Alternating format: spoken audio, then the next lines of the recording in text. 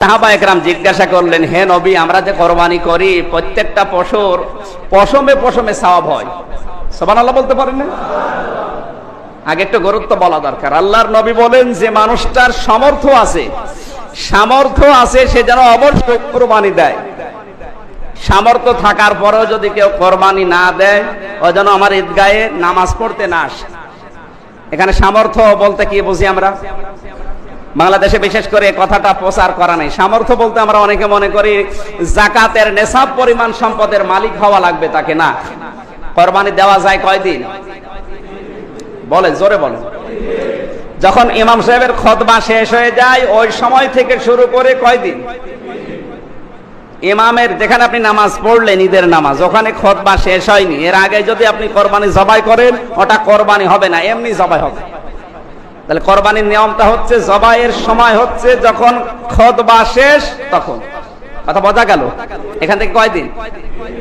এই 3 দিনের ভেতরে যদি আপনার কাছে একটা ছাগল কেনার মতো টাকা থাকে, ঋণ পরিশোধ করার পরে নিজের প্রয়োজন যা আছে এগুলো মেটানোর পর, আপনার কাছে 3 লাখ টাকা ছিল, মনে করেন 2 লাখ টাকা আপনার স্ত্রীর ক্যান্সার ছিল, খরচ করে ফেলেছেন।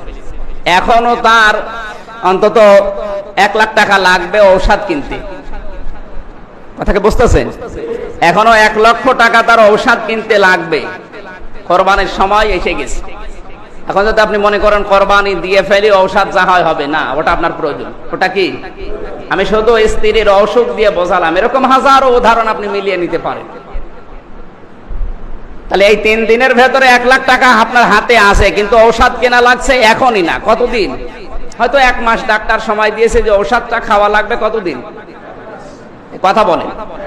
1 মাস খাওয়া লাগবে, টাকা লাগবে কত? 1 লাখ। আপনার কাছে কত? নবীজি বললেন সামর্থ্য থাকলেও যেন কোরবানি দেয়। এটা আপনার সামর্থ্যের বাইরে, কারণ ওই টাকা এখন আর আপনার নিজের না, ওটা প্রয়োজনের ভেতরে। আমার কথা কি বোঝা গেছে? এরকম যত জায়গা আছে, ঋণ যদি থাকে ঋণ পরিশোধ করার পরে আপনার সামর্থ্য। তাহলে বুঝলাম আমরা ব্যক্তিগত চাহিদা, ঋণ এবং যে সমস্ত বিপদগুলো এসে গেছে অলরেডি, আমি জানেন, এই বিপদগুলো মুক্ত হওয়ার যে খরচ আপনার কাছে আছে এগুলো বাদ দিয়ে দিন। তাহলে 1 লাখ টাকা ঔষধ কিনতে বাদ দিলে কয় টাকা থাকে? তাহলে আপনার উপরে আর কোরবানি ওয়াজিব নেই। সুতরাং এই 3 দিনের ভেতরে ওগুলো বাদ দিয়ে যদি কারো কাছে একটা অন্তত ছাগল কেনার মতো, এখন তো ছাগলের দাম সর্বনিম্ন হয়তো 7,000 8,000 নাকি? 7-8 হাজার হলে একটা ছাগল হয় না? তাহলে 7-8 হাজার টাকা যার কাছে আছে ওরে কোরবানি দেওয়াই লাগবে।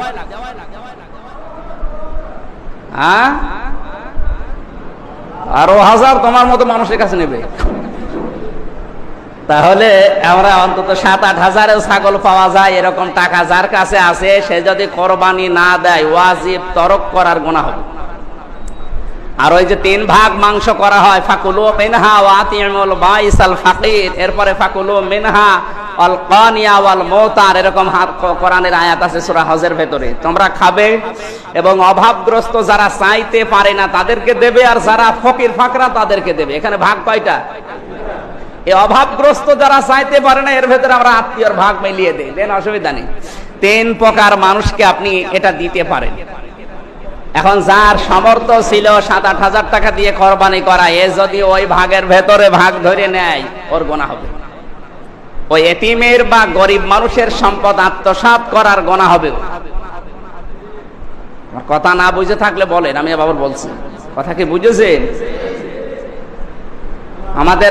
আমার বাড়ি তো হালসা, আমি ওখানে যারা কোরবানি দেয় দেখি সবাই 3 ভাগ করার পরে মনে করেন 50 কেজি মাংস, 60 কেজি মাংস হলে 20 কেজি 20 কেজি আর 20 কেজি 2 জায়গায় নিজেরটা রেখে একটা আত্মীয়কে দিয়ে দেয়, আর একটা ফকির মিসকিনকে দেয়, আর একটা মসজিদে দিয়ে আসা রাখে।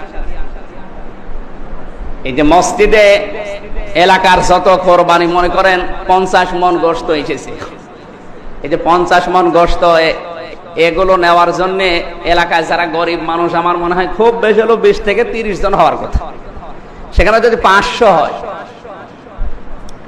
এই যে সামর্থ্য আছে এরপরেও না দিয়ে ওই ভাগ নেওয়ার জন্য বসে আছে, কারণ ওখানেও 5-7 কেজি পাওয়া যাবে। এই ধান্দায় আছে যে কোরবানি মারার করা লাগবে, আপনার ওয়াজিব তরক করার গুনাহ হবে। আপনি যেটা নিতে পারবেনই না, আরো যদি না দেন আপনার গুনাহ হবে। কথা কি বোঝা গেছে? তাহলে এখন থেকে কি হয় যে যারা ভাগ, ওই ভাগ কি কমবে না বাড়বে? তো বলছে বাড়বে। আপনি কি ঘুমাচ্ছে?